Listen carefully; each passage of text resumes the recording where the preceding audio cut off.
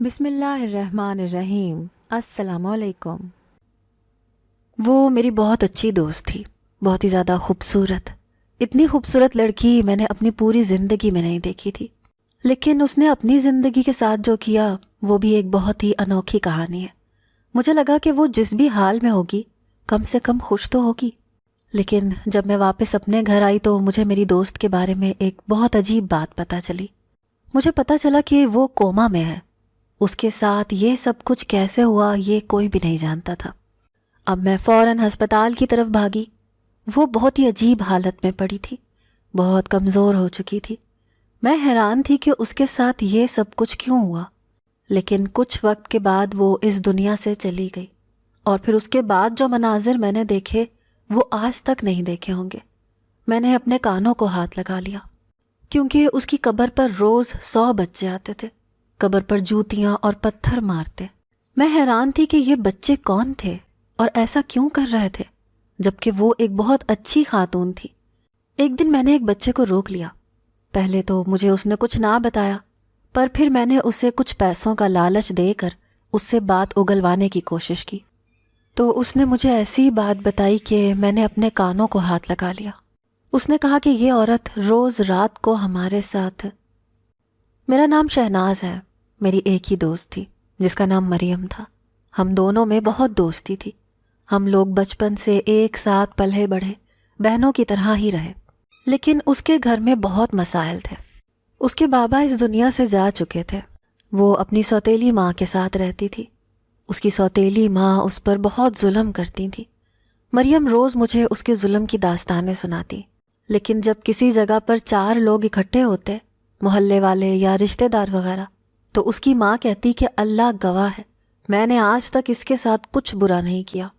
حالانکہ ظاہر ہے کہ وہ جھوٹ بولتی تھی، لیکن شکل سے بری عورت نہیں لگتی تھی۔ شاید وہ اندر سے بری تھی، اس کی برائی اس کے چہرے پر نظر نہیں آتی تھی۔ یہ تو سبھی جانتے ہیں کہ سوتیلی ماں کا سوتیلی اولاد کے ساتھ کیسا رویہ ہوتا ہے۔ مریم کو پورا محلہ پیار کرتا تھا، اسے کچھ پیسے وغیرہ بھی دے دیا کرتا، کوئی کھانے کی چیز ہوتی تو اس کو ضرور بلایا جاتا تھا، کیونکہ سب کو پتا تھا کہ اس کی ماں اس دنیا میں نہیں ہے۔ وقت کے ساتھ ساتھ اس کی سوتیلی ماں اس دنیا سے چلی گئی، اور اب وہ اس چھوٹے سے گھر میں اکیلی رہنے لگی۔ میری پڑھائی تو ہو رہی تھی، لیکن اس کی پڑھائی بیچ میں ہی چھوٹ گئی۔ مجھے 2 سال کے لیے شہر میں بھیج دیا گیا۔ جب میں واپس آئی تو تقریباً گاؤں بھی شہر بن چکا تھا۔ میں نے آتے ہی مریم کے بارے میں پوچھا تو امی نے کہا کہ ٹھیک ٹھاک ہے، کوئی مسئلہ نہیں ہے اس کو۔ میں تھوڑے عرصے کے لیے ہی آئی تھی۔ میں جب اس کے گھر گئی تو حیران ہوئی۔ اس کے گھر میں کافی ساری اچھی اچھی چیزیں پڑی تھیں، لیکن اس کے سر پر نہ ماں تھی، نہ ہی باپ، نہ ہی کوئی رشتہ دار، کیونکہ اس کے باپ کے رشتہ داروں کے بارے میں وہ کبھی جانتی ہی نہیں تھی، اور سوتیلی ماں کے رشتہ داروں کے ساتھ اس کا کوئی تعلق نہیں تھا۔ تو یہ سب کچھ اس کے گھر میں کون لے کر آ رہا تھا؟ اس نے تو پڑھائی بھی بیچ میں ہی چھوڑ دی تھی۔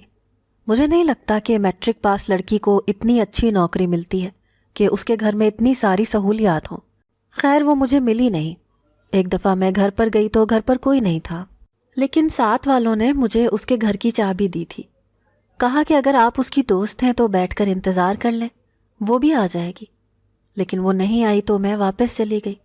اس کے بعد میری چھٹیاں تو تھوڑی سی تھیں، سو میں پھر سے شہر پڑھنے کے لیے آ گئی۔ میں نے پہلے 12 جماعتیں پڑھیں، پھر 1 مہینہ آرام کرنے کے بعد میں نے BS کرنے کا ارادہ کیا۔ میں اب 4 سال کے بعد واپس آئی تھی۔ ابھی بھی مجھے مریم کا ہی خیال آیا، کیونکہ وہ میری بہت اچھی دوست تھی، بہنوں سے بھی بڑھ کے تھی۔ ہم لوگ ایک جیسے کپڑے پہنتے تھے، میں اسے اپنی ہر چیز استعمال کرنے کے لیے دیتی تھی۔ میں نے امی سے کہا کہ وہ کہاں ہے، تو امی نے کہا کہ جو اس کے ساتھ ہوا وہ بہت برا ہوا، بیچاری پورے محلے کے لیے ایک خبر بن کے رہ گئی۔ میں نے کہا کہ کیا مطلب، کیسی خبر بن کے رہ گئی؟ تو انہوں نے کہا کہ وہ آج کل ہسپتال میں پڑی ہے بیٹا، پتہ نہیں اس کے ساتھ کیا ہوا ہے، وہ کوما میں چلی گئی ہے۔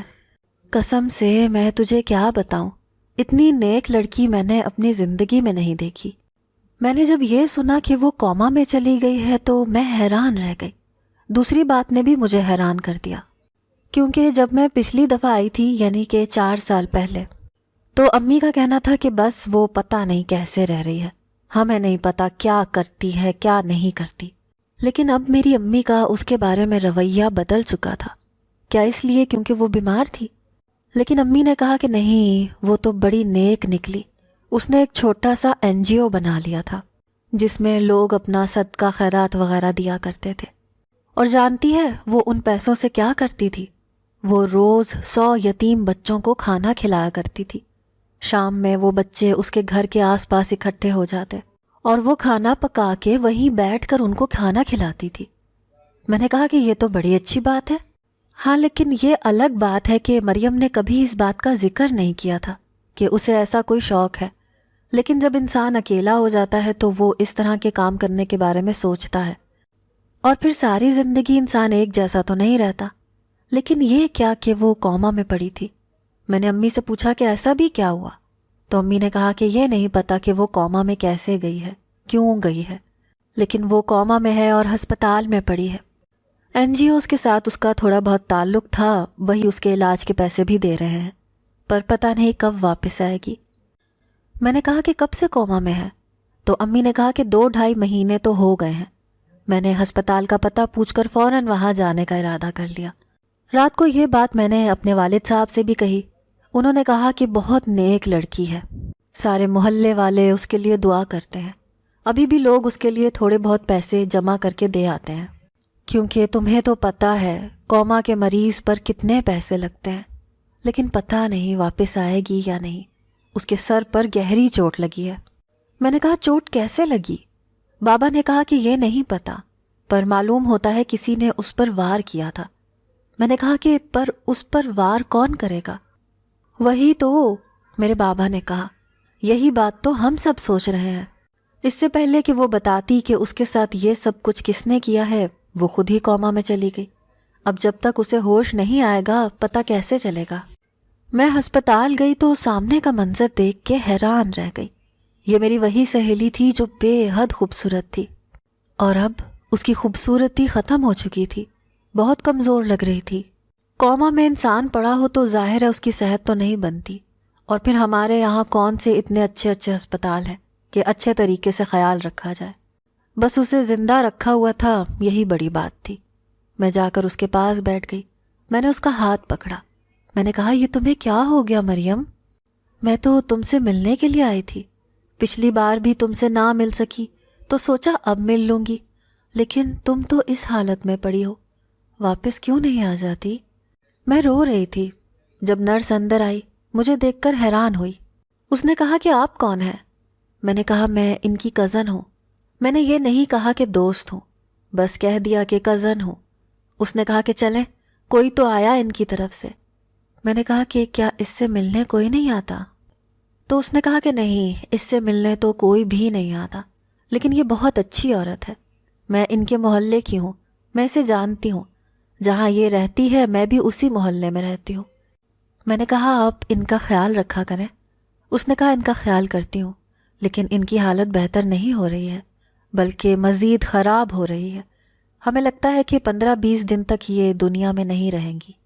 یہ بات سن کر میرا دل بیٹھ گیا۔ میں نے کہا کہ نہیں، اللہ کرے سب کچھ ٹھیک ہو جائے۔ اس نے کہا کہ یہ نہ زندہ ہے نہ مری ہوئی ہے، موت اور زندگی کے بیچ میں لٹکی ہوئی ہے۔ موت کی طرف جانے کے چانسز زیادہ ہیں اور زندگی کی طرف آنے کے کم ہیں۔ آپ ان کی رشتہ دار ہیں تو ان کے لیے دل سے دعا کریں، شاید آپ کی دعا قبول ہو جائے۔ میں ہر دوسرے دن مریم سے ملنے جاتی تھی۔ گھر میں کوئی آتا تھا تو مریم کا موضوع ضرور سامنے آتا تھا، اور وہ سب لوگ کہتے تھے کہ اس لڑکی کے سر پر کوئی بھی نہیں تھا، نہ ماں نہ باپ نہ رشتہ دار، پھر بھی وہ اتنے سارے لوگوں کی مدد کیا کرتی تھی، کتنا نیک کام کرتی تھی۔ لیکن ہم تو حیران ہیں کہ اتنا نیک کرنے کے باوجود بھی اس کے ساتھ اتنا برا ہوا، زندہ لاش بنی بیٹھی ہے، پتہ نہیں کب اس دنیا سے چلی جائے۔ میں نے بھی سب کو بتایا کہ ڈاکٹر بری خبر سنا رہے تھے۔ میں ویسے تو اپنے پیپرز وغیرہ دے کے اور سب کچھ نمٹا کے آئی تھی، لیکن مجھے یونیورسٹی سے کال آئی۔ انہوں نے کہا کہ آپ کی ایک اسائنمنٹ میں کچھ کمی بیشی ہے، آپ کو پھر سے آنا پڑے گا۔ میں نے کہا کہ ٹھیک ہے، میں آتی ہوں، کیونکہ میری ڈگری کا سوال تھا۔ میں واپس دوسرے شہر چلی گئی۔ جو پڑھائی میں کر رہی تھی وہ اس شہر میں نہیں ہو سکتی تھی۔ مجھے وہاں پر 1 ہفتہ لگ گیا۔ ہاسٹل میں ہی رہی کیونکہ ابھی ہاسٹل والوں کی طرف میرے کچھ پیسے بقایا باقی تھے، لیکن میں نے ان سے مطالبہ نہیں کیا تھا، وہ پیسے بھی پورے ہو گئے۔ پر جب میں واپس آئی تو ایک بری خبر میرا انتظار کر رہی تھی، اور وہ یہ کہ مریم کوما میں ہی اس دنیا سے چلی گئی۔ مجھے بڑا افسوس ہوا، میں اس کی صورت بھی نہیں دیکھ پائی، آخری دفعہ اس سے کوئی بات بھی نہیں کر پائی، اور وہ اس دنیا سے ہی چلی گئی۔ امی نے کہا کہ آج دوسرا دن ہے، اسے دفنا دیا گیا ہے۔ صبح جب محلے والوں نے مل کے اس کے کل بھی پڑے ہیں، لیکن ایک بڑا ہی عجیب واقعہ ہو گیا۔ میں نے کہا کہ کیا ہو گیا؟ انہوں نے کہا کہ ہم سب بیٹھے اس کی مغفرت کی دعا کر رہے تھے جب اچانک ہی بہت ساری شہد کی مکھیوں نے ہم سب پر حملہ کر دیا۔ میں نے کہا کہ کیا مطلب؟ امی نے کہا کہ ہاں، میں تو حیران ہوں کہ اتنی ساری مکھیاں کہاں سے آ گئیں، جبکہ یہاں تو آس پاس نہ ہی کوئی درخت ہے، نہ ہی کوئی ہریالی ہے، نہ ہی کہیں شہد لگا ہوا ہے کہ ہم کہیں کہ وہاں سے آ گئی ہوں گی۔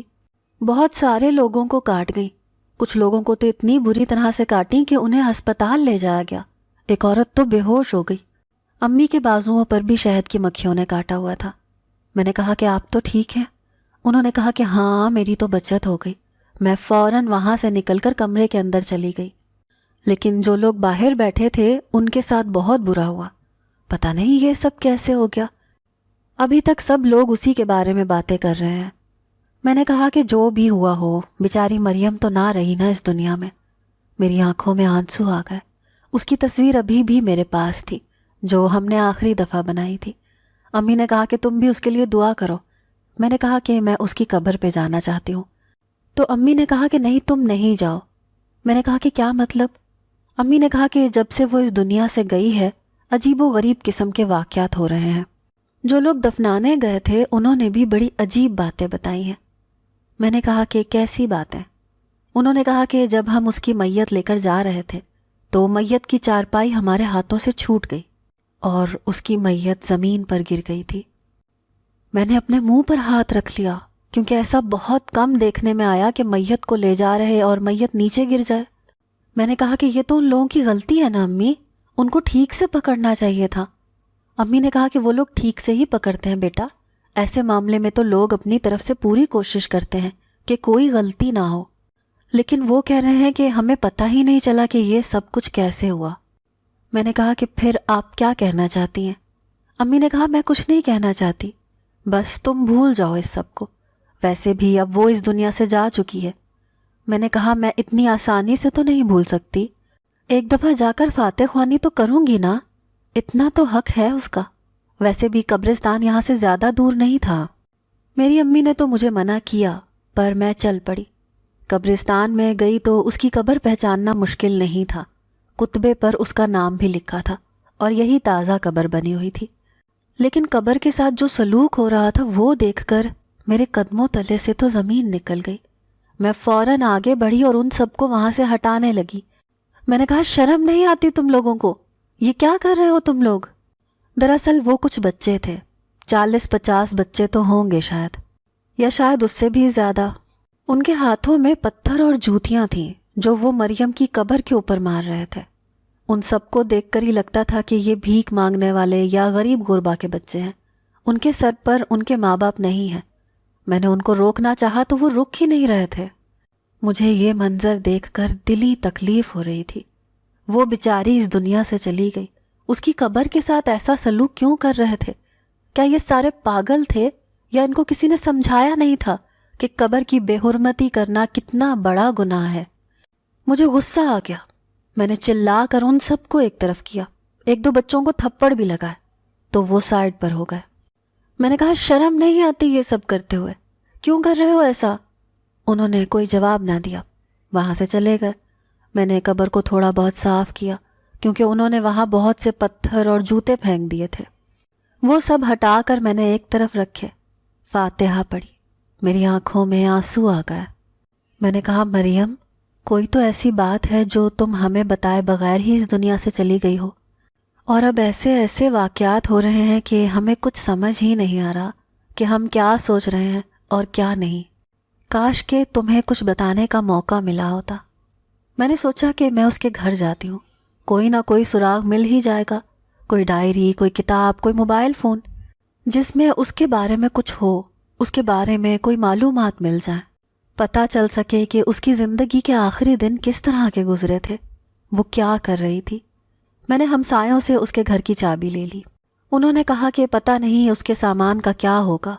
ان کی اپنی نظر سامان پر تھی، لیکن وہ محلے میں بڑے نیک بنے ہوئے تھے، اسی لیے شاید ابھی تک انہوں نے وہاں سے کوئی چیز نہیں اٹھائی تھی۔ میں نے کہا کہ میں اس کی رشتہ دار ہوں، میں دیکھ لوں گی، آپ لوگ فکر نہیں کریں۔ انہوں نے کہا کہ نہیں، وہ ہمیں کہہ کے گئی تھی کہ اگر مجھے کچھ ہو جائے تو سامان آپ لوگ لے لینا۔ میں نے کہا کیوں؟ کیا اسے پتہ تھا کہ وہ جوانی میں ہی مرنے والی ہے؟ اسے تو کوئی بیماری بھی نہیں تھی۔ آپ لوگ ایسی باتیں نہیں کریں، چابی میرے حوالے کریں۔ میں پڑھی لکھی سمجھدار تھی، شہر سے پڑھ کے آئی تھی۔ میں نے ان کو اپنے روب میں لے لیا اور کہا کہ چابی مجھے دیں۔ انہوں نے چابی مجھے دے دی۔ میں اندر داخل ہو گئی تو سامنے کا منظر دیکھ کے حیران رہ گئی۔ میں مریم کو اچھی طرح جانتی تھی۔ جس کے سر پر باپ نہ ہو، وہ سوتیلی ماں کے ساتھ رہتی ہو، اس کے حالات کیا ہو سکتے تھے؟ اور پھر چلو اس نے محنت بھی کی ہو تو کتنی کر لی ہوگی۔ وہ تو خود لوگوں سے پیسے وغیرہ لے کر بچوں کو کھانا کھلایا کرتی تھی۔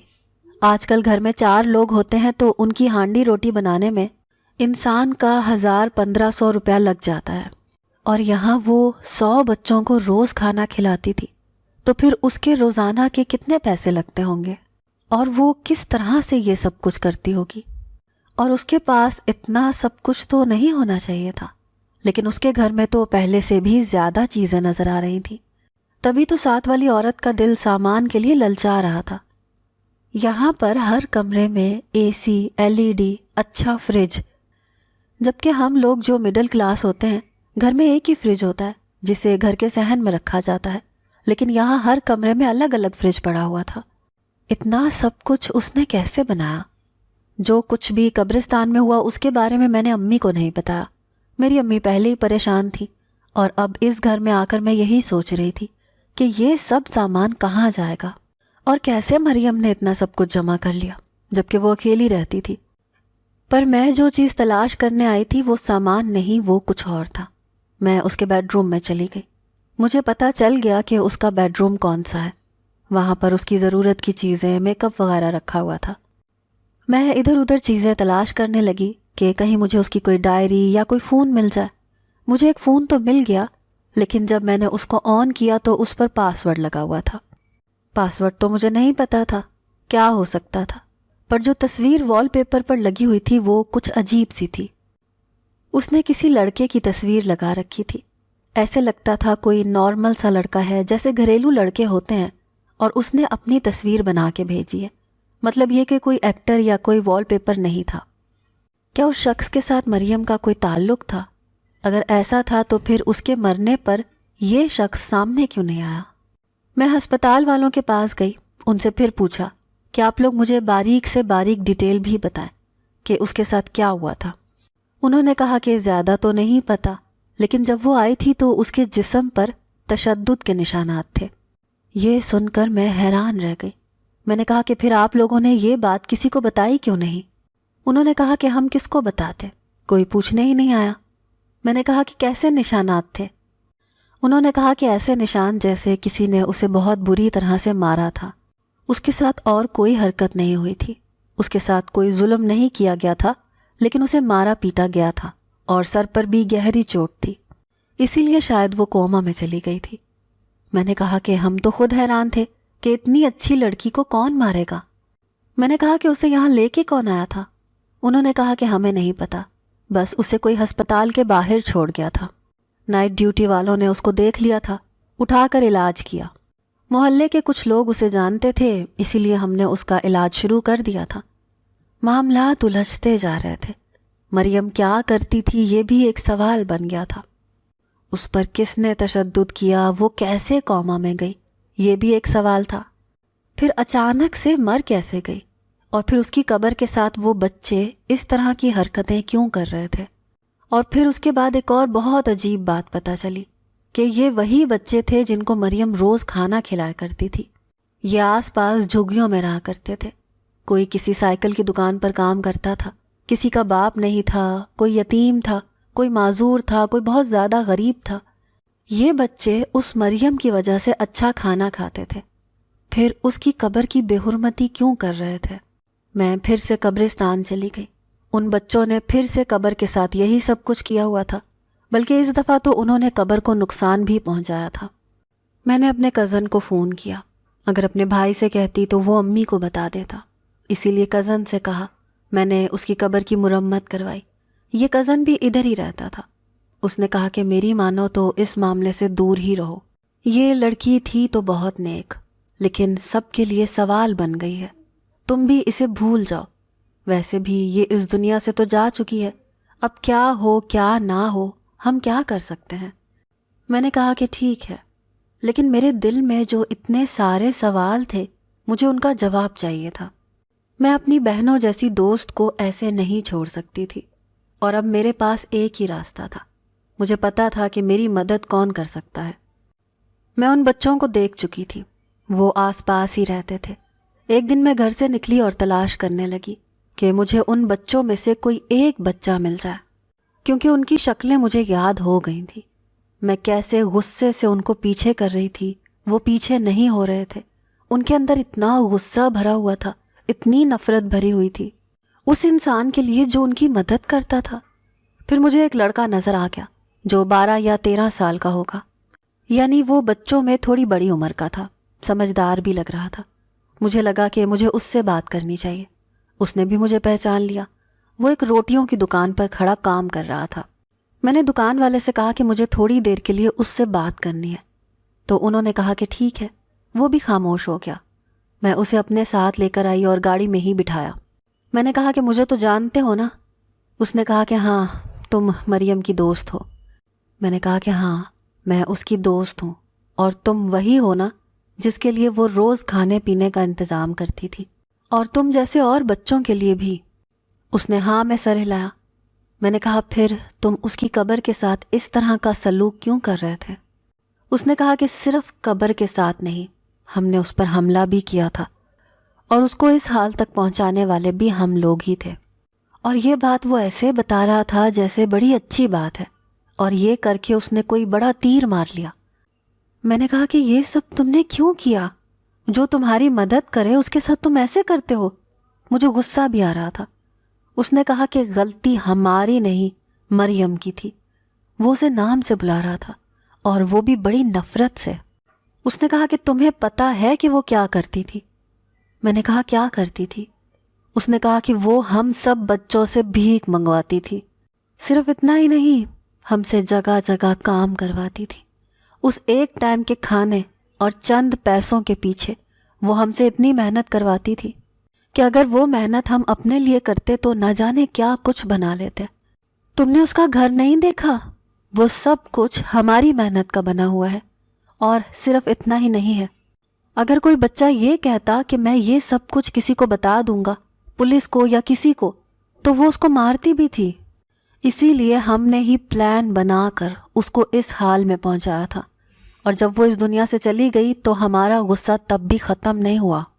ہم تو بچے ہیں، کچھ بچے مجھ سے بھی چھوٹے ہیں، ان کے اندر بہت غصہ بھرا ہوا تھا، اسی لیے ہم سب نے یہ حرکت کی۔ ہم اسے کبھی معاف نہیں کریں گے۔ میں یہ سن کر حیران رہ گئی۔ میں نے کہا تم جھوٹ بول رہے ہو۔ اس نے کہا اگر میں جھوٹ بول رہا ہوں تو پھر تم بتاؤ کہ اس کے ساتھ یہ سب کچھ کیسے ہوا۔ اس نے مجھے یہ بھی بتایا کہ وہ دوسرے لڑکوں سے تعلقات بھی رکھتی تھی، ان سے بھی پیسے لے لیا کرتی تھی، پھر ان کو دھوکہ دے دیا کرتی تھی۔ مجھے ایسے لگتا ہے کہ مریم کی سوتیلی ماں نے اس پر اتنا ظلم کیا کہ اس نے ظلم کرنے کو ایک نارمل چیز سمجھ لیا۔ وہ کہتے ہیں نا کہ جو بچے کے ساتھ کیا جاتا ہے بچہ بھی وہی دہراتا ہے۔ میں اس کی بری حرکتوں کی وجہ تلاش نہیں کر رہی، پر اس نے برا کیا تو اس کے ساتھ برا ہوا۔ پر یہ بات بہت ہی حیران کن ہے کہ وہ پورے محلے میں ایک نیک لڑکی مشہور تھی جو بچوں کی مدد کرتی تھی، لیکن دراصل وہ بچوں کے نام پر مختلف NGO سے پیسے لے لیتی تھی۔ وہ اپنا گھر بھر رہی تھی، بچوں سے کام بھی کرواتی تھی، بھیک بھی منگواتی تھی، اور بہت فائدے میں جا رہی تھی۔ شاید اس معاشرے میں سروائیو کرنے کا اس نے یہی طریقہ نکالا تھا۔ آپ لوگ سوچ رہے ہوں گے کہ میں اسی کی سائیڈ لے رہی ہوں۔ کیا کروں، وہ میری دوست تھی، بہن تھی، میں اس سے بہت محبت کرتی تھی۔ میں ابھی بھی اس کی مغفرت کی دعا کرتی ہوں کہ اس دنیا میں تو اسے اپنے کیے کی سزا ملی، لیکن آخرت میں اس کے ساتھ بھلائی ہو جائے۔ آپ بتائیں، کیا آپ ایسے انسان کو معاف کر پاتے؟ کیا آپ کے دل میں اس کے لیے کبھی کوئی رحم آتا جو بچوں کے ساتھ اس طرح کا سلوک کرتی تھی؟ اگر آپ کو آج کی ہماری کہانی پسند آئی ہے تو اسے لائک کیجیے اور اپنے پیاروں کے ساتھ شیئر کیجیے، اور ہاں، اگر ابھی تک آپ نے ہمارا چینل سبسکرائب نہیں کیا تو ضرور کیجیے۔ ملتے ہیں کل ایک نئی اور دلچسپ کہانی کے ساتھ، تب تک کے لیے اللہ حافظ۔